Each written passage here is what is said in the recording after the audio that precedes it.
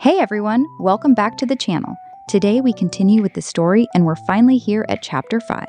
I'm super excited to see what happens next, and I know many of you are too. Are you ready for more action, surprises, and epic moments? Because I definitely am. Quick heads up before we start. The original author's link is in the video description. Go follow his work and support him.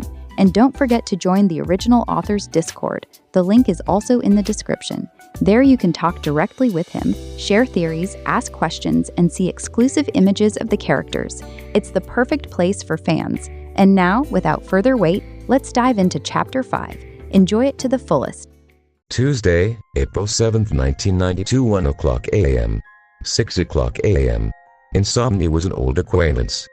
Mamoru Chiba had been tossing and turning in bed for hours, his eyes open in the darkness, listening to the silence of his penthouse. It wasn't an uncomfortable silence. It was the usual silence, the one that had accompanied him for as long as he could remember, since those early days at the orphanage after the accident, when the nights were long and full of echoes he didn't understand. He had grown accustomed to it the way one grows accustomed to a scar. But tonight was different. Tonight, the silence wasn't an emptiness. It was full of something. Of someone. He turned toward the window. Moonlight filtered through the curtains, drawing silver stripes across the wooden floor. The clock on his nightstand read 1:03 a.m. He sighed. There was no point in pretending he was going to fall asleep. He sat up. His bare feet touched the cold floor. He ran a hand through his hair, messing it up even more. He didn't bother turning on the light. He knew every corner of his home even in the deepest darkness. He left the room, crossed the living room, where the large window offered its eternal view of sleeping Tokyo, and entered the kitchen. He turned on the light. The white glare of the fluorescent light blinded him for a moment. He blinked. The kitchen was spotless, as always. Every utensil in its place. The counter clean. The sink empty. It was a reflection of his life. Orderly, functional, solitary. But tonight, order wasn't enough. He needed to create. He needed to do something with his hands. Something that would transform the silence into something tangible, something warm, something that smelled good. He opened the refrigerator. The cold air hit his face. Inside were the ingredients for the macarons he had thought about making at 7 in the evening, when he came home with the echo of her laugh still resonating in his ears. Almond flour. Powdered sugar. Egg whites. Pink food coloring. They were still there, waiting. But he didn't want them anymore. He had made macarons yesterday. Today he wanted something different. Something not so structured. Something soft. Something that would melt in the mouth like a secret. Plain. Japanese custard pudding. He closed the refrigerator and went to the pantry. He took out what he needed. A bottle of fresh milk, half a dozen eggs, a vanilla bean he had been saving for special occasions, and sugar. Lots of sugar. From the upper cupboard, he took 6 small glass cups, the kind used for homemade yogurt or individual desserts. He lined them up on the counter, like soldiers awaiting orders. He put on his apron. An automatic, almost ritual gesture. The apron was denim, with a front pocket where he kept a kitchen towel. He tied the strings behind his back with a quick, precise movement. He washed his hands. He was ready. The caramel first. The most delicate part. In a small saucepan, he poured a generous amount of sugar and a few drops of water. He put it over medium heat. The sugar began to melt slowly, forming small golden rivers that spread like sweet lava. Mamoru didn't stir it. He knew you don't touch caramel. You watch it. You wait. You trust the heat to do its work. The aroma began to fill the kitchen. Sweet, intense, with a hint of bitterness that announced it was just right. When the color turned a deep amber, he removed the saucepan from the heat and, using a spoon, poured a thin layer of caramel into the bottom of each of the 6 cups. The hot liquid sizzled upon contact with the cold glass, solidifying almost instantly into a brittle, shiny layer. He set the cups aside. Now, the mixture. In a large bowl, he cracked the eggs with a sharp, precise motion. The yolks fell intact, surrounded by transparent whites. He added the sugar. With a hand whisk, not the electric mixer, which created too many bubbles, he began to beat. Circular motions, gentle, rhythmic. The mixture turned pale, creamy, homogeneous. As he whisked, his mind wandered elsewhere. To a street in Ezujuban. To an unexpected collision. two slender arms clinging to his waist as if it were the most natural thing in the world. Tsukino-san. Her name came to his lips unbidden. He didn't say it out loud, but he felt it. He felt it the way you feel the warmth of a cup of tea in your hands on a cold day. He remembered her eyes, enormous and blue, fixed on his. He remembered the touch of her fingers as she wiped his cheek. He remembered her laugh, that loud, contagious laugh that filled the whole cafe. And he remembered the feeling, strange and undeniable, that it wasn't the first time he had seen her. That their souls knew each other from before. From long before. He split the vanilla bean with the tip of a knife. He scraped out the tiny black seeds and added them to the egg and sugar mixture. The aroma intensified. Sweet, floral, exotic. He poured the milk little by little, without stopping whisking, incorporating every drop into a light, fragrant cream. Then he strained it through a fine sieve to remove any lumps or impurities. The resulting liquid was smooth as silk, a pale ivory color speckled with tiny black vanilla dots. With a ladle, he filled each cup. The caramel at the bottom darkened slightly upon contact with the mixture, creating a beautiful contrast. The cups, now full, looked like small treasures. He carefully placed them on a baking tray. He poured hot water into the tray, creating a bain-marie that came halfway up the sides of the cups. The water trembled slightly upon contact with the hot metal. He opened the oven, already preheated to a low, steady temperature. He carefully slid the tray in. He closed the door. The oven timer started counting. 40 minutes. He had 40 minutes ahead of him. He took off his apron and hung it on its hook. He went to the living room. He didn't turn on the TV. He didn't pick up a book. He sat on a sofa, facing the large window, and let his eyes wander over the landscape of lights and shadows that was Tokyo in the early morning. The Shinjuku skyscrapers, barely silhouettes against the purple sky. The distant blinking of Tokyo Tower's navigation lights. The moon, in its first quarter, spilling its cold light over the rooftops. Tsukino-san, usage. Why couldn't he stop thinking about her? It wasn't just her beauty, though she undeniably did that. It was something more. An inner light that radiated from her without her being aware of it. A naive, clumsy kindness that disarmed him.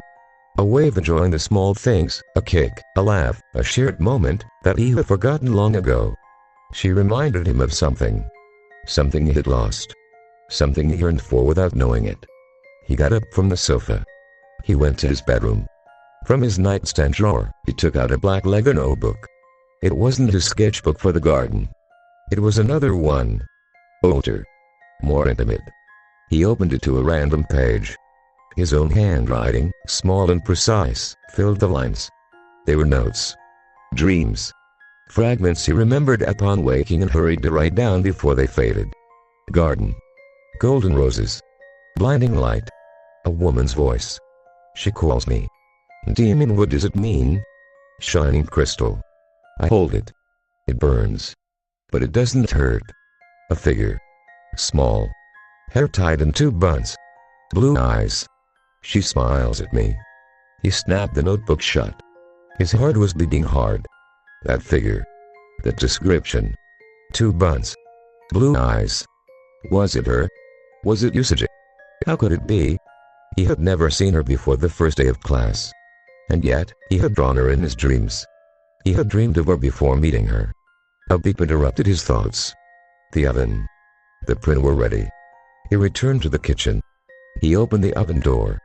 A cloud of aromatic steam hit his face. The cups were hot, almost steaming. The surface of the flints trembled slightly, like jelly, but firmer. He poked them with a toothpick. It came out clean. They were perfect.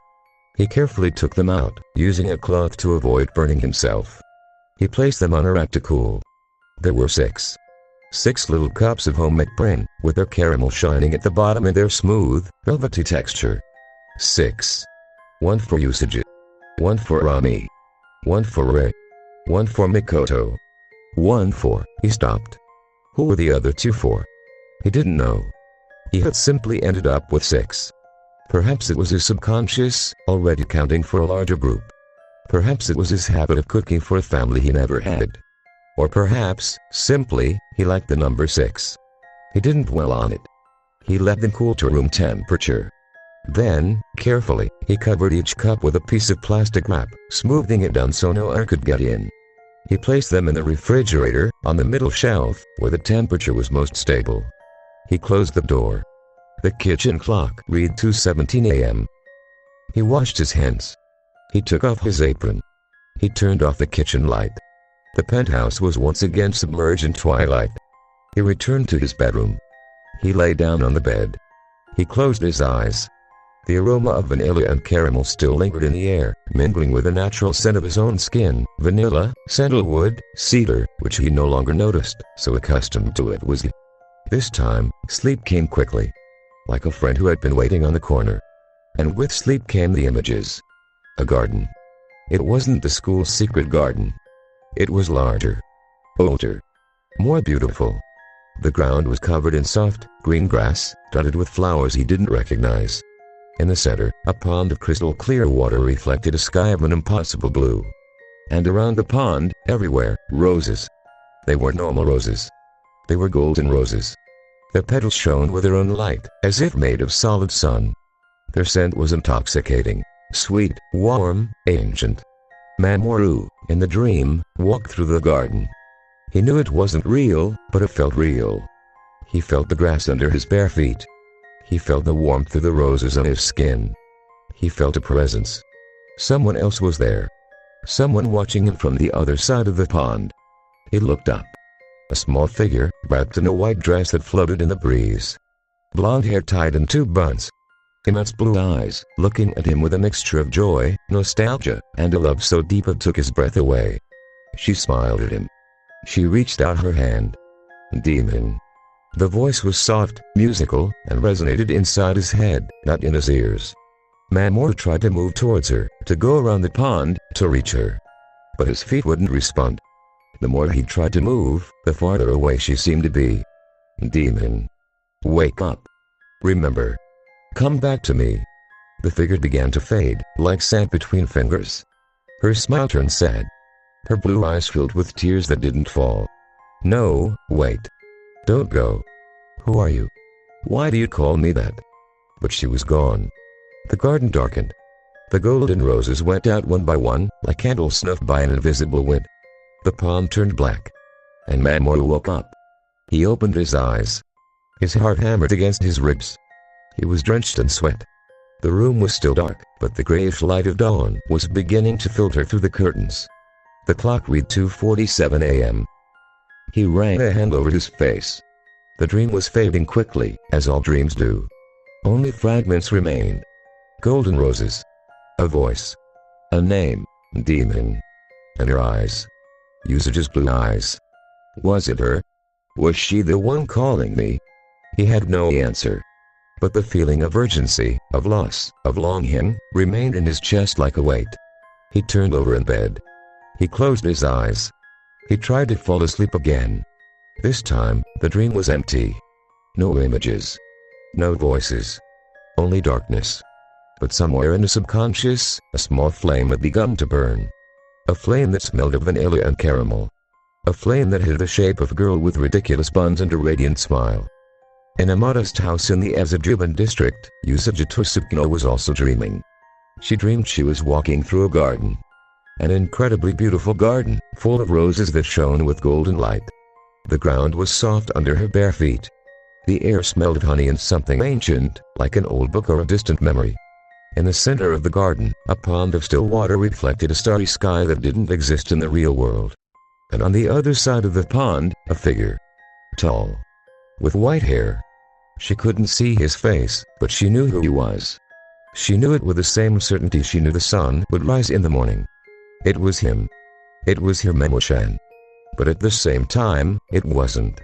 He was more ancient. More solemn. He wore strange clothes, like those of a prince from a fairy tale, with a cape that billowed without wind. And in his hand, he held a rose. A golden rose, identical to those in the garden. Usagi wanted to call out to him. She wanted to shout his name. But her voice wouldn't come out. She could only look at him, her heart tied with a mixture of joy and sadness she didn't understand. He looked at her too. And in his eyes, one pink, one green, shone the same recognition she felt. I know you. I've always known you. At last. The figure raised the hand holding the rose. He was offering it to her. Usagi wanted to move forward, go around the pond, take it. But the water stood in her way, and her feet wouldn't move. The more she tried, the farther away he seemed. Wait. Don't go. Please. The figure began to blur, like smoke in the wind. The golden rose fell from his hand to the ground, and upon touching the grass, it dissolved into sparkling dust. His heterochromatic eyes looked at her one last time, full of a promise she couldn't decipher. And then, he disappeared. Usagi woke with a muffled gasp. Her heart was racing. The room was dark. The stuffed lunar toy, the fake one, not the real one, was still crushed against her chest. The clock on her nightstand read 3:02 a.m. What a strange dream. She turned over in bed, hugging the stuffed toy tighter. She tried to remember the details, but they were already fading. Only a feeling remained. A warm feeling, as if someone had hugged her from afar. And a blurry image. A garden. Golden roses. And a white-haired boy offering her a flower. Memo-chan, she closed her eyes. The silly smile she had worn all afternoon returned to her lips. She fell asleep again, lulled by the ghost of his voice and the imaginary scent of roses she had never smelled. Ami Mizuno did not dream. Or at least, she didn't remember her dreams. She had woken up suddenly, for no apparent reason, with her mind clear as water. The clock on her nightstand read 3:17 a.m. She had only slept a few hours, but she wasn't sleepy anymore. She got up carefully, so as not to make noise, even though she knew her mother wasn't home. Night shift at the hospital. The apartment was silent, broken only by the distant hum of the refrigerator. She went to the kitchen, her bare feet on the cold floor. She poured herself a glass of tap water. She drank slowly, savoring the coolness. She leaned on the counter and looked out the window. The sky was clear. The stars shone with an intensity unusual for Tokyo, where light pollution usually hit them. She recognized some constellations. Orion, with its belt of 3 stars. Cassiopeia, with its W shape. The Pleiades, a handful of clustered diamonds. And Venus, shining like a beacon on the horizon. Venus. The morning star. The planet of love. She looked away, annoyed with herself. Why was she thinking about love? She didn't think about such things. She thought about data. About hypotheses. About observations. Love wasn't quantifiable. It couldn't be measured in a beaker or analyzed under a microscope. It was an uncontrollable variable. And Ami Mizuno didn't like uncontrollable variables. But her mind, stubbornly, kept returning to the same image. A pair of 2-colored eyes. A velvet voice. A tinkling laugh. A white-haired boy who drew manga and made macarons and choked like a kitten. A boy who had said her name, Mizuno-san, with a respect and curiosity that had disarmed her. Mamoru-chida. What would he like? The stars?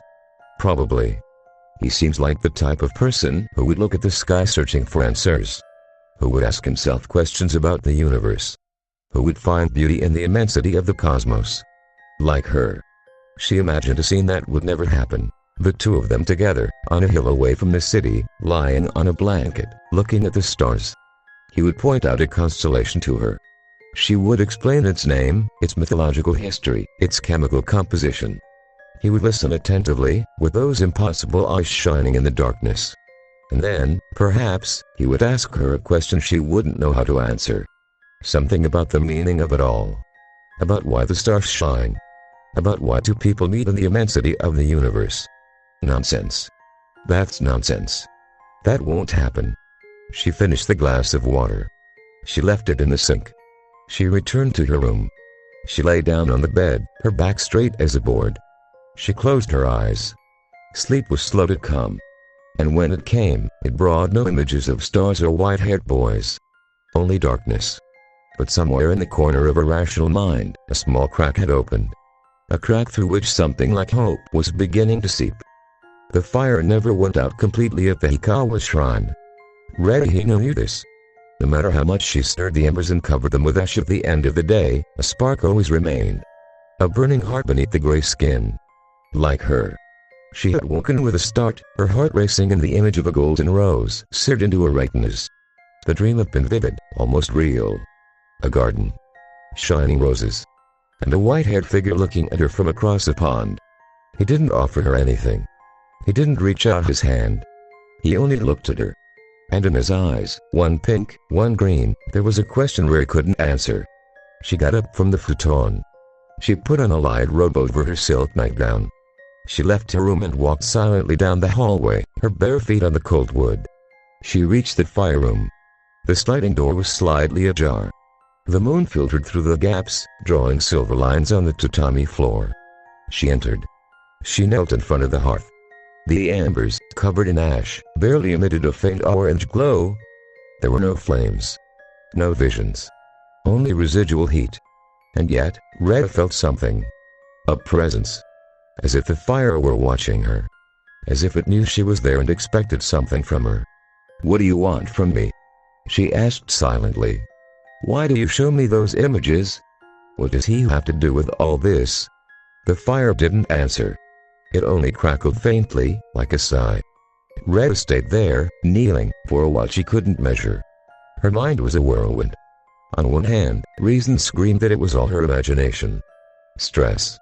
Tiredness. Suggestion. On the other hand, her intuition, that inner voice she had inherited from our grandfather that was never wrong, whispered that something important was happening. That this boy, Mamoru Chiba, wasn't just a simple classmate. That there was something about him. Something ancient. Something powerful. Something that resonated with her own inner fire. She stood up. She left the fire room. She gently closed the sliding door. She returned to her room. She lay down on the futon. She stared at the ceiling in the darkness. "Mamoru Chiba, who are you really?" She had no answer. But the question had been asked.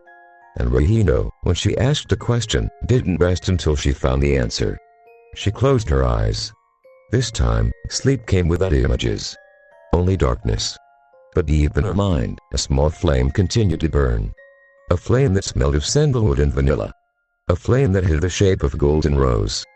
Makoto Kina woke up with the aroma of curry still lingering in the air. It was 4:23 a.m. Her inner cook's clock had woken her, as it did every morning. She stretched in bed, feeling her muscles loosen after a few hours of rest. She got up. She put on a light robe. She went to the kitchen. She opened the refrigerator. The white light illuminated the ingredients she had bought the previous afternoon. Fresh vegetables. Eggs. A piece of bonito to make onigiri. Everything waiting. Everything ready to be transformed into something delicious. But it wasn't time yet. Not yet.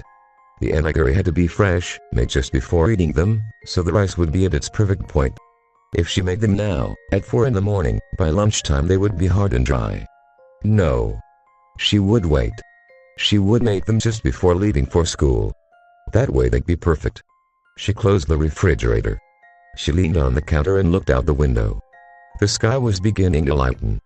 A grayish, almost blue tone spread across the horizon. The first lights of dawn. Her favorite time. The hour when the world was still silent and anything was possible. She thought about him. About Mamoru Chiba.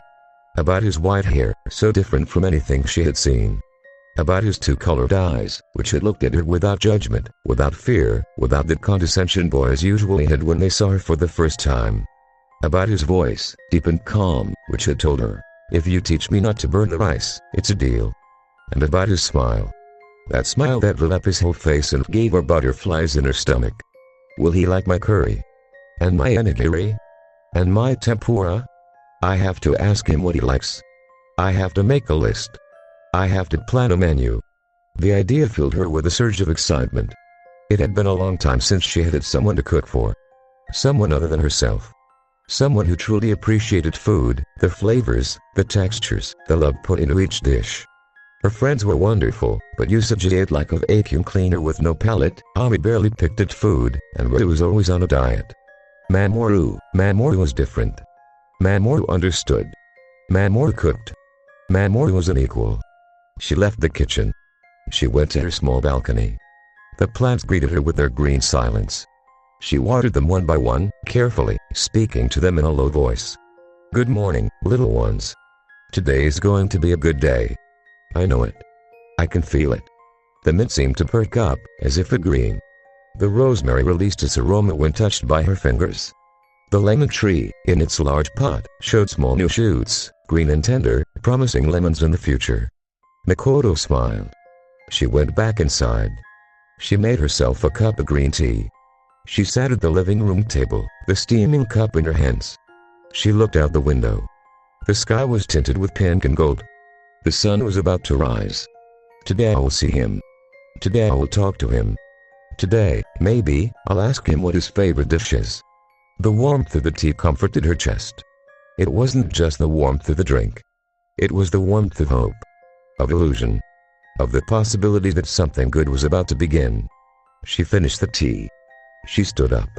It was time to get ready for school, and to make the enigiri, the best enigiri of her life. Usage's alarm went off at exactly 6 o'clock a.m. A shrill, metallic beep, designed to wake the dead.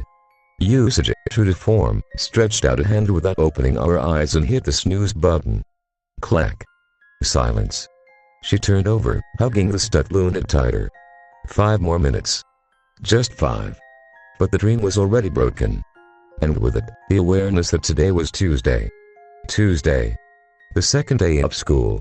The day to see Memo-chan. Her eyes snapped open. A silly, automatic smile spread across her lips. Memo-chan. I'll see him again today. Today maybe I can sit near him in class. Today maybe we'll go back to the secret garden. Today maybe, Usage. Get up now or there's no breakfast. Her mother's voice, Ikiko, resonated from downstairs like thunder. Usage jumped out of bed. She got tangled in the sheets. She fell to the floor with a dull thud. She got up rubbing her bottom. She ran to the bathroom. She washed her face quickly. She brushed her teeth while trying to detangle her hair with the other hand. She put on her uniform clumsily, buttoning one button ever so wrong. She looked in the mirror. Crooked buns. Sleepy eyes. Radiant smile. I'm coming to see you, Memo-chan. Wait for me. She ran down the stairs, one sock half on. She burst into the kitchen like a whirlwind. Her father, Kenji, was reading the newspaper with his eternal expression of a tired office worker. Her brother Shingo was playing with his Game Boy under the table, oblivious to the world. Her mother, Ikiko, was by the stove, frying an egg. Good morning, she murmured, sitting down with a thump. Her mother glanced at her. She saw her rosy cheeks, her goofy smile, her bright, absent gaze. She discreetly sniffed the air. No trace of the vanilla and sandalwood aroma from the previous night remained. But the memory was still there, in her daughter's expression. Good morning, Usage. You slept well, apparently. Yes, Mom. Very well. How strange. You usually wake up in a bad mood. Did you dream about something nice? Usage blushed to the roots of her hair. A garden. Golden roses. A white-haired boy. She couldn't say that. She couldn't say any of that. I don't remember. Just stuff. Silly dreams. Ikiko raised an eyebrow but said nothing. She placed a plate with rice, fried egg, and miso soup in front of her daughter. Usage attacked the food with her usual veracity. But even as she ate, her mind was elsewhere. In a classroom. In a secret garden. In 2 colored eyes. She finished breakfast in record time. She stood up. She grabbed her backpack. I'm leaving. Bye. She shot out the door before her mother could question her again. She ran through the streets of Azajuban, her heart beating hard. Not because of the run. Because of him. I'm coming, Memo-chan. Wait for me. Ami Mizuno woke up at 6 o'clock a.m. as she did every morning. No alarm. Her internal clock was more precise than any mechanism. She got out of bed with a fluid motion. She stretched her arms. She made the bed with millimeter precision, smoothing the sheets until there wasn't a single wrinkle. She went to the bathroom. She showered with warm water. She dressed in the uniform, checking that every button was in place, every seam straight. She went to the kitchen. She prepared a light breakfast, a slice of whole wheat toast, a slice of cheese, a glass of milk. She ate in silence, standing by the counter. Her mother wasn't there. Night shift. There was a note on the refrigerator, held by the dolphin magnet. Good morning. I love you. Mom. Ami carefully peeled it off. She stored it in her nightstand drawer, with the others. She closed the drawer. She left the house. She walked towards school with her calm, steady pace. The morning air was fresh and smelled of spring. The cherry trees on the streets were in bloom, spilling pink petals onto the sidewalks. A group of small children ran past her, laughing. Ami dodged them with a slide movement, without altering her rhythm. Her mind, however, was not as calm as her exterior. She mentally reviewed her notes on Memoruchita. Complete heterochromia. Height, 1.85 m. Native English speaker. Pastry skills. Manga drawing. Personality, reserved in public, expressive in private. Unexplained connection with Usagi Toshikino. Hypothesis, simple friendship or something more. Something more. That phrase bothered her. It wasn't scientific. It was ambiguous. It was emotional. And she wasn't emotional. She was rational. But she couldn't deny what she had felt the night before, looking at the stars. A pang of longing. An absurd desire to share that sky with someone. With him. Nonsense. Focus on what's important. Today there's math class. And science. And English. You have to maintain your grades. That's the only thing that matters. She quickened her pace slightly. The school was already near. And with it, the possibility of seeing him again. Of observing him. Of gathering more data. That was all. Just data. But deep in her rational mind, a small voice whispered that it wasn't just that. And that voice, no matter how much she ignored it, wouldn't shut up. Redihina woke up to the sound of the crows. Phobos and Deimos were carrying on their perch on the porch, announcing the dawn with their characteristic racket. Red got up from the futon with a sigh. She had barely slept. The images from the fire, the golden rose, the two-colored eyes, had haunted her all night. She dressed in the uniform. She brushed her long black hair in front of the mirror, with long, brisk strokes. She stared into her own eyes. They were tired. Dark circles. But there was also something else. A gleam. A determination. Today I'll see him. I'll watch him. I'll find out what he is hiding from me. Why the fire shows him to me. She left her room. She crossed the hallway. She passed by the fire room. The door was closed. The embers would still be there, beneath the ash, waiting. Like her. In the kitchen, her grandfather was already awake, making tea. Good morning, Ray. You're up early. I didn't sleep well. The old man looked at her with his perceptive eyes, those that seemed to see beyond the surface. The fire spoke last night, didn't it? Red tensed. She hated that her grandfather was right. She hated that he always knew what was wrong with her without her saying anything. It didn't say anything. It just showed me nonsense. The fire never shows nonsense, girl. It shows you what you need to see. What your heart already knows, but your mind refuses to accept. Red snorted. She took a cup of tea and drank it in one gulp, slightly burning her tongue. She didn't care. Physical pain was easier to handle than the other kind. I'm going to school. She left the temple without waiting for an answer. Phobos and Deimos saw her off with a caw. The morning air was fresh and smelled of incense, wet earth, ancient promises. Red walked towards school with a firm step, her back straight, her gaze forward. Today I will watch you, Mamoruchita. Today I will discover your secret. She didn't know what that secret was. But she was determined to find out. Makoto Kino finished making the onigiri just in time.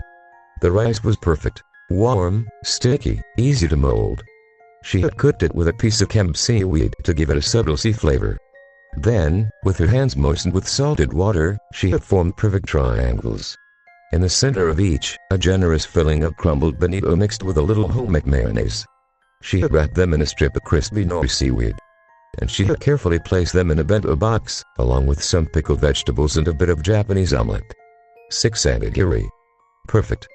Delicious. Made with love. She carefully closed the box. She put it in her backpack. She slung the backpack over her shoulder. She left her apartment. The sun had already risen, bathing the streets in a warm, golden light. The air smelled of spring, of damp earth, and possibilities. As she walked towards school, a smile spread across her lips. She didn't know if today she would dare to offer him one of her onigiri. Maybe not. Maybe she would wait for the right moment. But the simple act of carrying them in her backpack, of having made them thinking of him, filled her chest with a new warmth. Today I will see him. Today I will talk to him. Today, maybe, I'll ask him what his favorite dish is. She quickened her pace. The school was already near. And with it, the promise of a new day. A day that smelled of freshly made rice, bonito, hope. The sun rose over Tokyo. Its golden rays baked the rooftops of houses, the tops of the cherry trees in bloom, the streets beginning to fill with people. In a modest house, a girl with strange buns ran towards school, her heart beating with excitement. In a silent apartment, a blue-haired girl walked with a calm step, mentally reviewing her notes. In an ancient shrine, a girl with long black hair moved forward with determination, resolved to unravel a mystery. In a small home, a tall, strong girl walked with a bento box of onigiri in her backpack and a smile on her lips. And in a silent penthouse, a white-haired boy with two colored eyes finally woke up, with a blurred memory of a dream about golden roses and a voice calling to him. He got up. He went to the kitchen. He opened the refrigerator. There they were. 6 small cups of homemade brain, their caramel shining at the bottom. He smiled. A small smile, intimate, just for himself. He closed the refrigerator. He prepared for the new day. Tuesday had arrived. And with it, the promise of a new beginning. A beginning that smelled of vanilla pudding, curry, drawing ink, and cherry blossom petals. A beginning with a name of its own. Mamorchita. End of chapter. Esta parte não importa, é solo para que ela nos cordilanata y seis completo job jaja sq me editor es un episo y no subditor, q viva el amor tan mucho. And with that, we've reached the end of Chapter 5. What an incredible episode. It left me speechless, and I'm already counting the days until the next one. I hope you enjoyed it as much as I did. This story keeps getting more intense and exciting with every chapter. If you liked this chapter, don't forget to drop a like, subscribe, and turn on the notification bell so you don't miss the continuation. Your support means a lot. And remember that on the creator's web novel, you can follow the full story. There are more chapters available to read and new ones coming out little by little. Don't miss them. Thank you so much for joining me in this chapter. You guys make this amazing. See you in the next chapter. Take care and see you soon. Bye-bye. Deixa tudo acontecer, deixa tudo acontecer. Hoje a noite é pra gastar tudo que a gente quiser. Bebe, bebe, depois desce. Gira e não esquece, gira, gira, não esquece.